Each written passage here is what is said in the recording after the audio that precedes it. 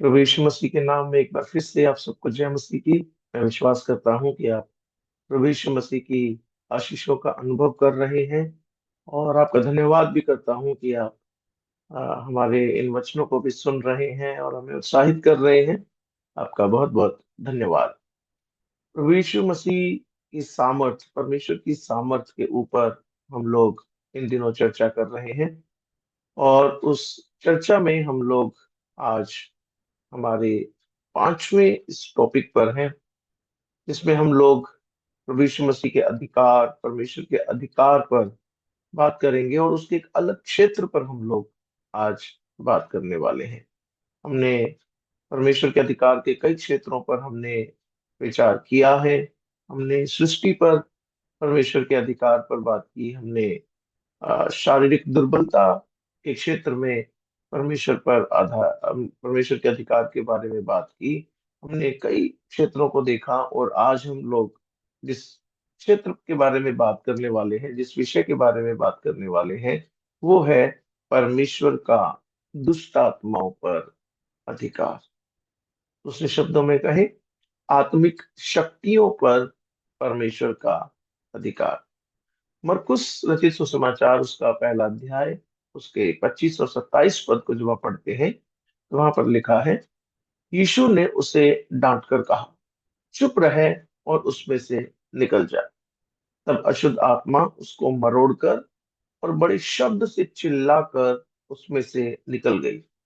इस पर सब लोग आश्चर्य करते हुए आपस में वाद विवाद करने लगे, ये क्या बात है?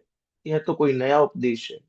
वो अधिकार के साथ अशुद्ध आत्माओं को भी आज्ञा देता है, और वे उसकी बात मानती हैं।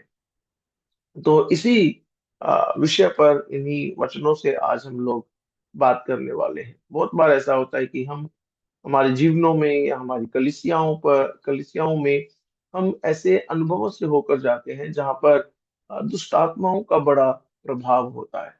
कई बार दुष्ट आत्माएं बड़े प्रकट रूप से सामने आती हैं, कई बार दुष्ट आत्माएं चुपचाप रीति से ही किसी व्यक्ति के स्वभाव में होकर काम करती हैं। लेकिन चाहे वो प्रकट हो, चाहे वो चुपचाप काम करे, प्रभु यीशु मसीह का उन दुष्ट आत्माओं के ऊपर अधिकार है। वो प्रभु यीशु मसीह के सामने, पवित्र आत्मा के सामने वो ठहर नहीं सकती हैं। और इसी अ, घटना में जब यहाँ पर मरकुस पहला अध्याय उसके 25 और 27 पद में देख रहे हैं, तो वहां पर भी हम लोग इसी एक बात को, इसी अधिकार को देखते हैं कि यीशु उसे डांट कर कहता है, चुप रहे और उसमें से निकल जा। यीशु मसीह दुष्ट आत्मा को डांटता है, तो कहता है चुप रहे और उसमें से निकल जा। तब दुष्ट आत्मा जो है, अशुद्ध आत्मा, उस व्यक्ति को मरोड़ कर और बड़े ऊंची आवाज से चिल्लाकर उसमें से निकल जाती है। तो कुछ बातों को आज हम लोग इसी विषय में हम लोग चर्चा करेंगे। सबसे पहली जो बात है वो है, जिस पर हम बात करने वाले हैं, वो है यीशु का शब्द, यानी कि वो अधिकार की आवाज। जब दुष्टात्मा यीशु के शब्द को सुनती है, उस अधिकार को वो पहचान लेती है, तो फिर वहां पर वो चुपचाप नहीं रह सकती। 25 पद में लिखा है, यीशु ने उसे डांट कर कहा। और क्या कहा? सबसे पहले, चुप रह, चुप रह। तेरा, जब यीशु मसीह है वहां पर, तो तेरा बोलने का कोई अधिकार नहीं है। तुझे केवल एक काम करना है, और वो क्या है? कि चुप रह। और दूसरा, उसमें से निकल जा, उसको छोड़कर चली जा। तो इसमें हम क्या देखते हैं? इसमें देखते हैं कि यीशु मसीह ने बिना किसी डर के दुष्ट आत्मा का सामना किया। विश्वासियों के लिए यह जानना जरूरी है कि यीशु को दुष्ट की शक्तियों से लड़ने के लिए लंबी लंबी प्रार्थनाओं या किसी तंत्र मंत्र की जरूरत नहीं है। उसने केवल एक शब्द कहा, उसने केवल एक बात कही, और उसके शब्द से वो दुष्टात्मा निकल गई। जैसे एक पुलिस अफसर अपनी वर्दी की वजह से एक ट्रैफिक को रोक देता है, वैसे ही यीशु का शब्द आत्मिक जगत में एक कानून की तरह है, एक नियम की तरह है। जब वो कहता है चुप रहे, तो अंधकार को मौन होना ही पड़ता है। दुष्ट आत्माओं को चुप्पी साधनी ही पड़ती है।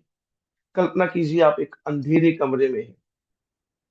आप अंधेरे को झाड़ू से बाहर नहीं निकाल सकते, है ना। आप अंधेरे को बुहार नहीं सकते या किसी डंडे से मारकर उसे बाहर नहीं निकाल सकते। आप बस एक छोटा सा स्विच दबाते हैं और रोशनी आते ही अंधेरा गायब हो जाता है। यीशु वही रोशनी है। जब उस अंधकार की ताकत के सामने यीशु प्रकट होता है और अपना एक शब्द निकालता है, जैसे कि उसने स्विच ऑन कर दिया हो, और उसी उस शब्द से वो दुष्टात्मा कांपने लगती है, वो चुप हो जाती है और उसे वहां से निकलना पड़ता है। तो सबसे पहली बात, जब आप दुष्टात्मा का सामना करें तो केवल यीशु के नाम का एक शब्द उसके चुप रहने और उसके निकल जाने के लिए काफी है। दूसरी बात, हम वहां पर शैतान की हार को देखते हैं, दुष्टात्मा की हार को देखते हैं, जो कि एक मजबूर आज्ञाकारिता के रूप में थी। क्या दुष्टात्मा वहां से निकलना चाहती थी?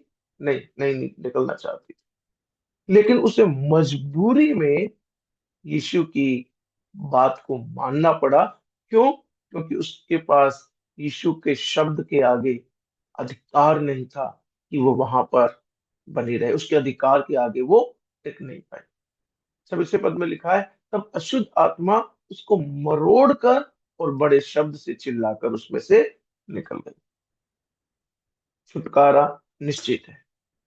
कभी कभी जब हम मसीह पर विश्वास करते हैं तो पुरानी आदतें या डर हमें मरोड़ने या डराने की कोशिश करते हैं। उसको पता था कि उस आत्मा को पता था कि उसे वहां से जाना है, लेकिन उसने जाते जाते उस व्यक्ति को मरोड़ा। उसको जितना अंतिम बार दुख दे सकती थी उसने उसको दिया। वैसे ही हमारी पुरानी आदतें, हमारे डर, हमारी व्याकुलता, हमारी निराशा कई बार कोशिश करती है कि यीशु जब आ रहा है तो जाते जाते वो डरा कर जाए, उसको परेशान करके जाए। लेकिन यह पद हमें दिखाता है कि दुष्ट आत्मा को निकलना ही पड़ा। आपके जीवन की पराजय को जाना ही पड़ेगा। आपके जीवन के डर को जाना ही पड़ेगा। क्यों? क्योंकि यीशु अपने अधिकार के साथ वहां पर है। क्योंकि यीशु अपने पूरे अधिकार के साथ जब वहां पर है तो दुष्ट आत्मा, अंधकार, शैतान वहां पर रह नहीं सकता। भले ही वो आत्मा चिल्लाई, पर वो उस मनुष्य को नष्ट नहीं कर सकी। उसने उसे मरोड़ा, उसे दुख दिया, लेकिन वो उसे नष्ट नहीं कर पाए। विश्वासी के रूप में आप याद रखें, शैतान केवल मरोड़ सकता है, शैतान केवल शोर मचा सकता है, लेकिन वो आपको नष्ट नहीं कर सकता। क्यों? क्योंकि आप यीशु की निज संपत्ति है, आप यीशु की निज प्रजा है। पहला यूहन्ना 4 अध्याय उसके 4 पद कहता है, जो तुम में है, अर्थात यीशु मसीह या पवित्र आत्मा जो तुम में है, वो उससे बड़ा है जो संसार में। संसार में शैतान है, लेकिन हमारे भीतर जो है वो यीशु मसीह है, पवित्र आत्मा की सामर्थ है, और वो उससे बड़ा है जो संसार में है। सबसे पहली बात, यीशु का शब्द काफी है। दूसरा, शैतान की हार निश्चित है, उसे जानना ही पड़ेगा। तीसरी बात, एक नई सामर्थ। आगे जब पढ़ते हैं इसके 27 पद में, वहां पर लिखा है, इस पर सब लोग आश्चर्य करते हुए आपस में वाद विवाद करने लगे। ये क्या बात है? यह तो कोई नया उपदेश है।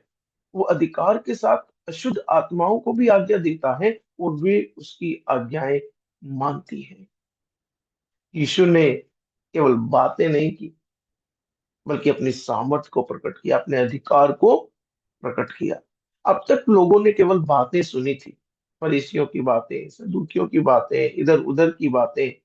लेकिन यहाँ पर अब केवल बातें नहीं थी, उसने उसे डांटा। वो शब्द था, लेकिन वो शब्द कैसा था, वो आवाज कैसी थी? वो अधिकार की आवाज थी, वो सामर्थ की आवाज थी। लोग हैरान थे, क्योंकि उन्होंने पहले कभी ऐसा अधिकार नहीं देखा था। मसीही विश्वास केवल कहानियां नहीं है, बल्कि यह है एक जीवित सामर्थ्य का अनुभव है। जब आप मसीह पर विश्वास करते हैं तो आपको जीवित सामर्थ्य का अनुभव होने लग जाए। यदि दुष्ट आत्माओं को यीशु हुक्म दे सकता है तो वह आपके जीवन की हर परिस्थिति, बीमारी, चिंता, पारिवारिक क्लेश, इसके ऊपर भी अधिकार रखता है। हमारे भरोसे की बुनियाद क्या है? हमारी भरोसे की बुनियाद है कि जैसे यीशु ने उस दुष्ट आत्माओं को आदेश दिया, उसे डांटा और कहा कि निकल जाओ, उन्हें निकलना पड़ा। वैसे ही हमारे जीवन की कोई परिस्थिति नहीं है जिस पर यीशु का अधिकार ना हो, और ऐसी कोई परिस्थिति नहीं है जो यीशु की बात सुने और उसे ना माने। जब एक बच्चा अपने पिता का हाथ पकड़कर चलता है तो उसे रास्ते के कुत्तों या अंधेरे का डर नहीं लगता है। वैसे ही जब आप यीशु का हाथ थामते हैं तो आप इस सृष्टि के सबसे शक्तिशाली अधिकारी के साथ चल रहे होते हैं। तब हर एक डर वहां से चला जाता है, हर एक चिंता वहां से चली जाती है, हर एक व्याकुलता वहां से चली जाती है, क्योंकि आपके साथ कौन है? आपके साथ वो अधिकार रखने वाला सर्वशक्तिमान परमेश्वर जो यीशु के रूप में देहधारी हुआ, वो आपके साथ है। दुष्ट आत्मा के ऊपर यीशु का अधिकार है, क्योंकि यीशु का शब्द सुनते ही वो पहचान गई ये अधिकार की आवाज है, और वहां से चुपचाप निकल गई। उसने हार स्वीकार की। एक मजबूर आज्ञाकारिता थी उसकी। क्यों? क्योंकि उसे पता था अब वो टिक नहीं सकती, अब उस व्यक्ति का छुटकारा निश्चित है। क्योंकि हमें पता है हमारे भीतर कौन है। हमारे भीतर जो है वो जो संसार में है उससे बड़ा है। तीसरी बात, नई सामर्थ। लोग आश्चर्य करने लगे, ये कौन है, ये क्या बात है? हमने तो केवल बातें सुनी है, लेकिन ये तो सामर्थ की बात करता है।